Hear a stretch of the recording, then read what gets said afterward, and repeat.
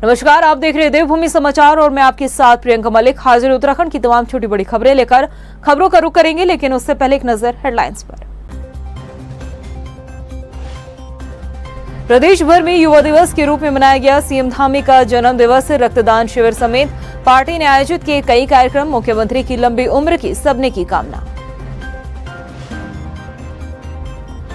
Global investor summit को लेकर तैयारियां तेज। सीएम धामी बोले, सरकार की नीतियों से बड़े औद्योगिक घराने हो रहे प्रभावित। प्रदेश के विकास में गेम चेंजर साबित होगा समिट। 7 अक्टूबर को उत्तराखंड दौरे पर रहेंगे केंद्रीय गृह मंत्री अमित शाह। हल्द्वानी में होने वाले मिलेट्स कार्यक्रम में शामिल होंगे शाह। राष्ट्रीय स्तर पर मिले मोटे अनाज को बड़ी पहचान। और हल्द्वानी में खस्ताहाल सड़कों के विरोध में कांग्रेस ने सरकार के खिलाफ किया हल्ला बोल। पिछले दिनों गड्ढों की वजह से हुई शिक्षक की मौत से लोगों में आक्रोश। सड़कों को दुरुस्त करने की मांग। हेडलाइंस के बाद बुलेटिन में खबरें विस्तार से। उत्तराखंड के मुख्यमंत्री पुष्कर सिंह धामी 48 साल के हो चुके हैं। इतनी कम उम्र में वो सत्ता के शिखर तक जा पहुंचे जिसकी किसी ने कल्पना तक नहीं की होगी। आज मुख्यमंत्री पुष्कर सिंह धामी के जन्म दिवस के मौके पर हमारी इस खास रिपोर्ट में आपको दिखाते हैं कैसे सियासत के नए जादूगर बन चुके हैं मुख्यमंत्री पुष्कर सिंह धामी।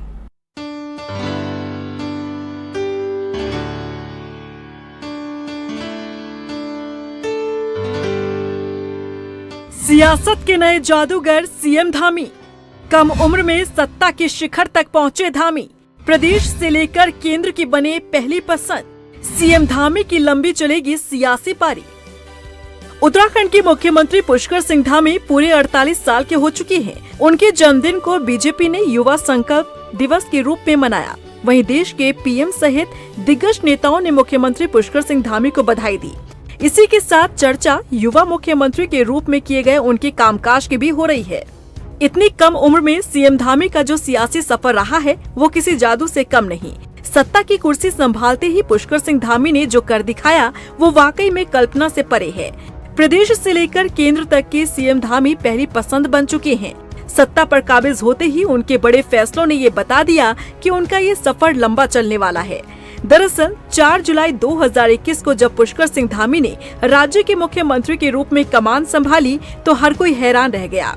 दूर दूर तक किसी ने सोचा तक नहीं था कि बीजेपी जिस चेहरे को मुख्यमंत्री के तौर पर सामने रखेगी वो पुष्कर सिंह धामी होंगे, क्योंकि कयासों का बाजार गर्म था और इस हिसाब से राजनीति के जानकार सीएम की रेस में कई नामों की लिस्ट तैयार करने में लगे थे। लेकिन सभी कयासों को पीछे छोड़ते हुए बीजेपी ने पुष्कर सिंह धामी को मुख्यमंत्री की जिम्मेदारी सौंपी। अपने काम को लेकर न सिर्फ सीएम धामी ने राज्य की जनता का विश्वास जीता बल्कि केंद्र नेतृत्व में भी अपनी अच्छी पकड़ बनाई। बीजेपी ने जिस युवा चेहरे पर दाव लगाया था, अपने कार्यों के जरिए सीएम धामी न सिर्फ हाईकमान की उम्मीदों पर खरे उतरे बल्कि राज्य की राजनीति में भी अपनी अलग पहचान बना डाली। अपने कार्यकाल के दौरान सीएम धामी के सामने कई चुनौतियां आई, लेकिन उन चुनौतियों को पार पाते हुए अपने बड़े फैसलों को लेकर लंबी लकीर उन्होंने खींच डाली। भले ही 2022 के विधानसभा चुनाव में उन्हें हार का सामना करना पड़ा हो, लेकिन हार के बावजूद सीएम का ताज पुष्कर सिंह धामी के सिर पर सजाया गया। वजह रही उनके काम करने का तरीका। जिस शालीन अंदाज में वो जनता के साथ पेश आते हैं, उनके इस अंदाज ने उन्हें जननेता बनाया है। सीएम धामी ने सत्ता की कुर्सी पर बैठकर कई फैसले लिए जिसकी हर तरफ सराहना की जाती रही है। धर्मांतरण का मुद्दा हो या फिर नकल विरोधी कानून या फिर यूसीसी का मुद्दा रहा हो, इन तमाम मुद्दों पर सीएम धामी ने तेजी से फैसले लिए। इन तमाम कड़े फैसलों के कारण ही सीएम धामी आज प्रदेश से लेकर केंद्र तक की पहली पसंद बन चुके हैं और इसी तरह सीएम धामी राज्य हित में फैसले लेते रहे तो यकीनन उनकी ये रेस लंबी साबित होगी। सूबे के मुखिया पुष्कर सिंह धामी ने जन्म दिवस को प्रदेश भाजपा के युवा दिवस के रूप में मनाया है। राजधानी देहरादून में सीएम धामी ने जन्म दिवस के मौके पर कैबिनेट मंत्री गणेश जोशी ने सुंदरकांड का पाठ भी रखा, जिसमें सीएम पुष्कर सिंह धामी शामिल भी हुए। इस दौरान मुख्यमंत्री ने केक भी काटा और प्रदेश भर में भाजपा ने युवा दिवस के मौके पर कई कार्यक्रम आयोजित किए, जिसमें पार्टी के कार्यकर्ताओं के अलावा स्थानीय लोगों ने भी हिस्सा लिया। सीएम पुष्कर सिंह धामी ने सभी का आभार भी व्यक्त किया है। प्रदेश के युवा मंत्री पुष्कर सिंह धामी जी का जन्मदिन है, जिसको हम बड़े धूमधाम से मना रहे हैं। आज हमने सुंदरकांड का पाठ यहाँ पर रखा है। हमने बजरंग बली से प्रार्थना की है कि प्रभु पुष्कर धामी को दीर्घायु बनाए, उनको इतनी शक्ति दे, जो भ्रष्टाचार के खिलाफ लड़ने का संकल्प उसने लिया है उसको पूरा कर सकें, क्योंकि उनके परिवार में कोई हमारे यहाँ छूट मानते हैं शायद आप, उसकी वजह से वो मंदिर में जाना नहीं होता है, इसलिए वो सिर्फ यहाँ पर आए। हमने केक काट कर, केक खिलाकर उनके साथ उनके जन्मदिन को मनाया है। मैं बजरंग बली से, प्रभु से प्रार्थना करता हूँ वो दीर्घायु हों, वो स्वस्थ रहें, इसी प्रकार हमारे प्रदेश का नेतृत्व करते रहें और प्रदेश आगे बढ़ता रहे। वहीं रुद्रपुर में भी भाजपा कार्यकर्ताओं ने सीएम पुष्कर सिंह धामी के जन्म दिवस को युवा दिवस के रूप में मनाया है। कार्यकर्ताओं ने मैराथन दौड़ में हिस्सा लेने के साथ ही सफाई अभियान भी चलाए। युवा दिवस पर क्षेत्र के युवाओं ने 3 संकल्प भी लिए। नशे से दूर रहने के साथ ही पर्यावरण संरक्षण में योगदान देने के अलावा राज्य को आगे बढ़ाने के लिए भी काम करेंगे। ये सभी बातें युवाओं ने कही है। आज माननीय मुख्यमंत्री पुष्कर सिंह धामी जी का जन्मदिन पूरे प्रदेश के अंदर बड़े धूमधाम से मनाया जा रहा है। आज का जो ये कार्यक्रम था युवा संकल्प दिवस के रूप में भारतीय जनता पार्टी ने इसको मनाया है।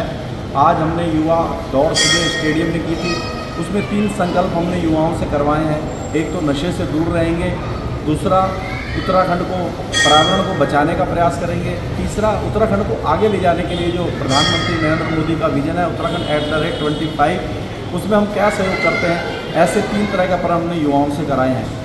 वहीं लक्सर में भी सीएम धामी के जन्मदिन के मौके पर गर्ग डिग्री कॉलेज में रक्तदान शिविर का आयोजन किया गया, जिसमें तहसील कर्मचारी, नगर पालिका परिषद के कर्मियों के अलावा कॉलेज के छात्रों ने रक्तदान किया।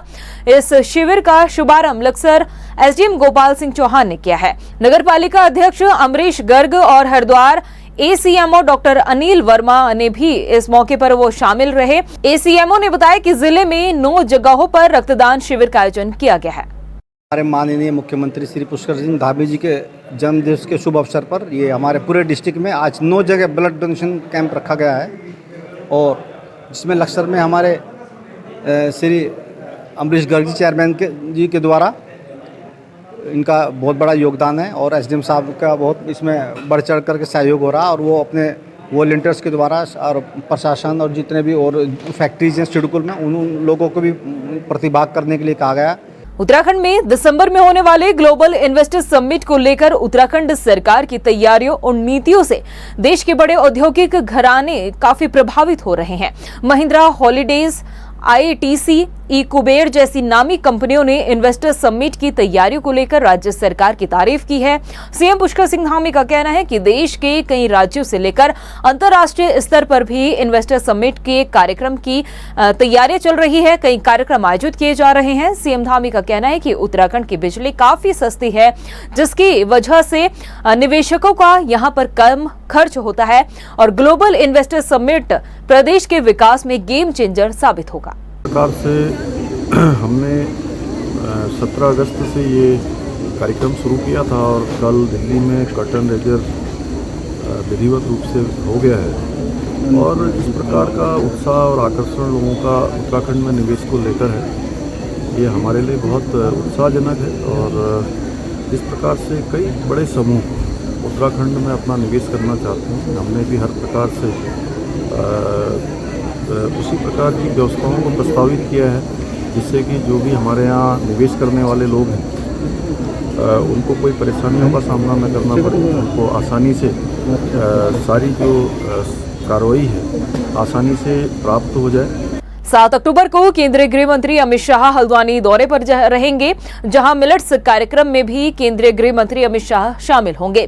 कृषि मंत्री गणेश जोशी का कहना है कि उत्तराखंड के मिलेट्स को जिस तरीके से राष्ट्रीय स्तर पर पहचान मिली है, उसको देखते हुए हल्द्वानी में एक बड़े स्तर पर कार्यक्रम आयोजित किया जा रहा है।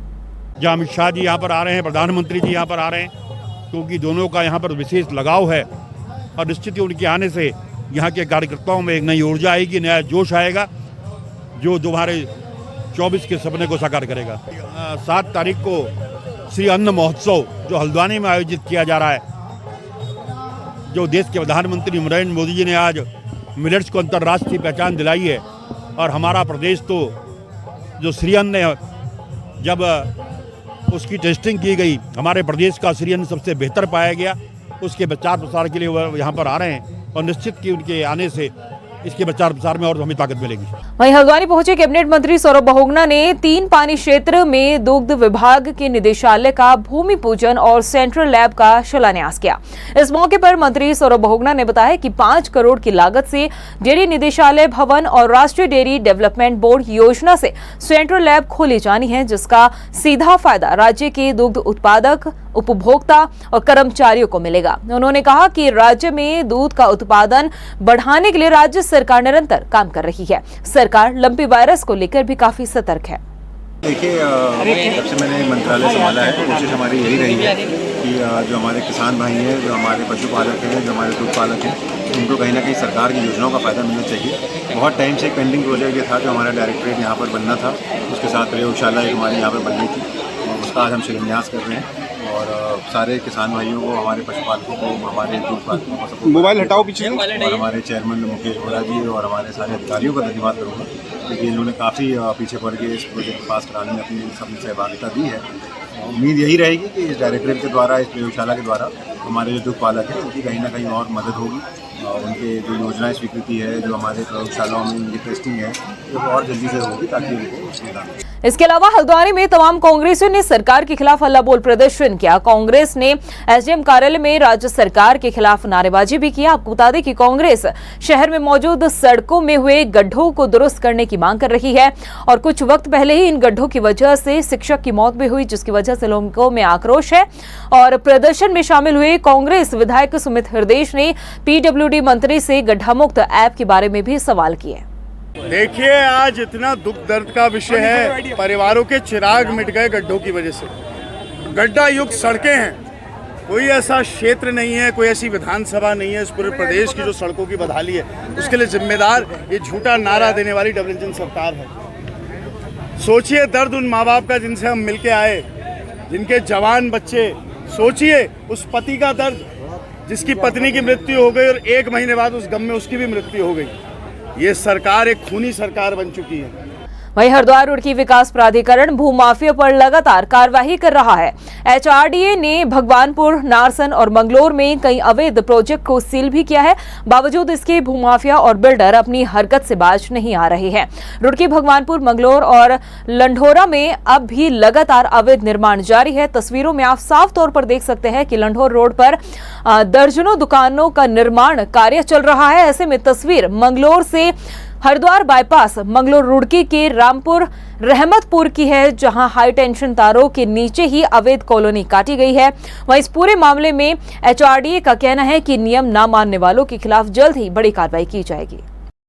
पारदी गैंग का गुलेलबाज 50,000 का इनामी अपराधी को एसटीएफ की टीम ने नोएडा से गिरफ्तार किया है। आरोपी ने पिछले साल हरिद्वार के रानीपुर क्षेत्र में चीता मोबाइल पर नियुक्त पुलिस के जवान पर गुलेल से हमला कर गंभीर रूप से घायल किया था और दूसरे सिपाही के सीने पर चोट मारकर उन्हें भी गंभीर रूप से घायल करने के बाद फरार हो गए थे।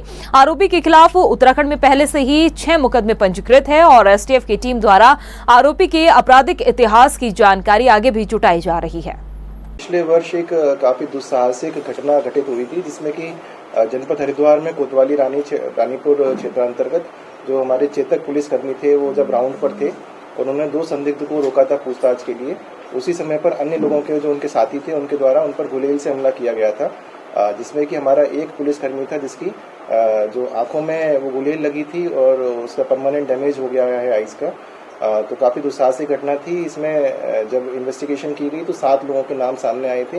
ये सभी लोग जो पारदी ट्राइब है उससे बिलोंग करते हैं।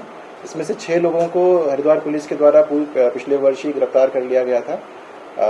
इसमें से एक जो मुख्य आरोपी था जिसने हमला किया था, वो फरार चल रहा था पिछले 1.25 साल से। और इसका जो मैंने बताया कि 50,000 रुपए का जो इनामी था विक्रम, इसको हमारी एसटीएफ की टीम ने और नोएडा एसटीएफ की मदद से कल नोएडा से गिरफ्तार किया है। मसूरी में उत्तराखंड अल्पसंख्यक कल्याण आयोग के अध्यक्ष आर.के. जैन ने नगर पालिका सभागार में अल्पसंख्यक समुदाय के साथ बैठक की। वहीं उनकी समस्याओं को भी सुना और संबंधित विभागीय अधिकारियों को समाधान करने के निर्देश दिए हैं। आयोग के सचिव जे.एस. रावत का कहना है कि उत्तराखंड अल्पसंख्यक कल्याण आयोग प्रदेश के सभी अल्पसंख्यकों को मुस्लिम, जैन, सिख, ईसाई, पारसी, बौद्ध के हितों की रक्षा के लिए कार्य करता है। सरकार सरकार की योजनाओं का फायदा अल्पसंख्यक तक पहुंचाने की काम भी आयोग अपनी प्राथमिकता के साथ करता है। वो कल्याण के लिए, उनके विकास के लिए जितनी भी योजनाएं बनाई गई हैं वो खाली मसूरी के लिए नहीं, पूरे देश के लिए हैं। तो इसमें जो राज्य सरकार द्वारा मेन योजनाएं हैं, एक तो मुख्यमंत्री हुनर योजना है, स्वरोजगार योजना है। जन जानकारी अभियान हमने इसीलिए शुरू किया है कि लोगों को पता चले कि क्या क्या योजनाएं केंद्र पोषित है, क्या राज्य पोषित है, क्या योजनाओं से उन लोगों को अपने विकास में मदद मिल सकती है। तो ये कार्यक्रम उसी का हिस्सा है। सर, जैसे ऋण की बात, ऐसी कोई दिक्कत है तो अल्पसंख्यक उसी काम के लिए है। प्रदेश की खबरों में इतना ही, फिर हाजिर होंगे कुछ खास खबरों के साथ। तब तक के लिए मुझे दे इजाजत, नमस्कार। प्रदेश भर में युवा दिवस के रूप में मनाया गया सीएम धामी का जन्म दिवस। रक्तदान शिविर समेत पार्टी ने आयोजित किए कई कार्यक्रम। मुख्यमंत्री की लंबी उम्र की सबने की कामना। ग्लोबल इन्वेस्टर समिट को लेकर तैयारियां तेज। सीएम धामी बोले, सरकार की नीतियों से बड़े औद्योगिक घराने हो रहे प्रभावित। प्रदेश के विकास में गेम चेंजर साबित होगा समिट। 7 अक्टूबर को उत्तराखंड दौरे पर रहेंगे केंद्रीय गृह मंत्री अमित शाह। हल्द्वानी में होने वाले मिलेट्स कार्यक्रम में शामिल होंगे शाह।